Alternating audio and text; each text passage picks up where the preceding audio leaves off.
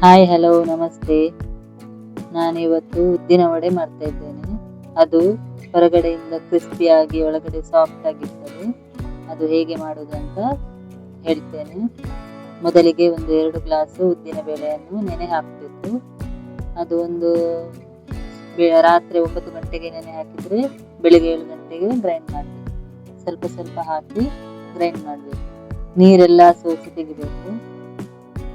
ಈಗ ನಾನು 2 ಚಮಚ ನೀರು ಹಾಕಿ ಗ್ರೈಂಡ್ ಮಾಡಿದೆ. ಅದನ್ನು ಒಂದು ಪಾತ್ರೆಗೆ ಹಾಕ್ತಾ ಇದ್ದೇನೆ. ನಾನೊಂದು 2 ಸಲ ಗ್ರೈಂಡ್ ಮಾಡ್ತೇನೆ.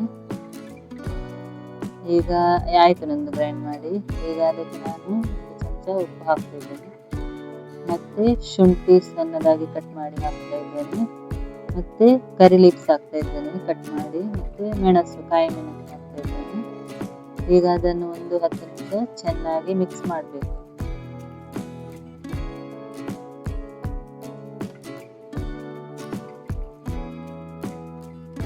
ಈಗ ಒಂದು ಮನೇಲಿ ಇಟ್ಟು ಅದಕ್ಕೆ ಆಯಿಲ್ ಹಾಕಬೇಕು. ಈಗ ಎಣ್ಣೆ ಬಿಸಿ ಆದಮೇಲೆ ಕೈಗೆ ಸ್ವಲ್ಪ ನೀರು ತಾಗಿಸಿ ಮತ್ತೆ ಉದ್ದಿನ ವಡೆ ಇಡಬೇಕು. ಈಗ ಎಣ್ಣೆಗೆ ಹಾಕಬೇಕು. ಮೀಡಿಯಂ ಗ್ಯಾಸ್ನಲ್ಲಿ ಇಡಬೇಕು. ಈಗ ಒಂದು 4-5 ಉದ್ದಿನ ವಡೆ ಹಾಕಬೇಕು.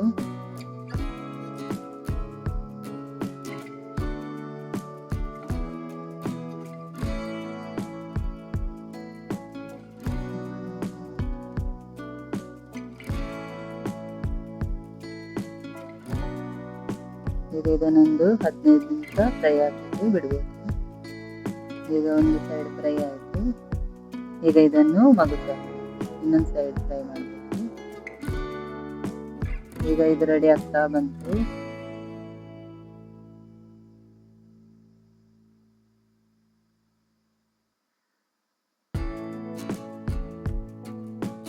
ಈಗ ಆಯಿತು. ಈಗ ನಾನು ತೆಗಿತೇನೆ.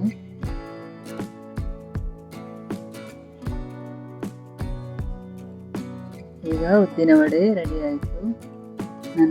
ನನ್ನ ಈ ಉದ್ದಿನ ವಡೆ ರೆಸಿಪಿ ನಿಮಗೆ ಇಷ್ಟ ಆದರೆ ಲೈಕ್ ಮಾಡಿ, ಶೇರ್ ಮಾಡಿ, ಸಬ್ಸ್ಕ್ರೈಬ್ ಮಾಡಿ.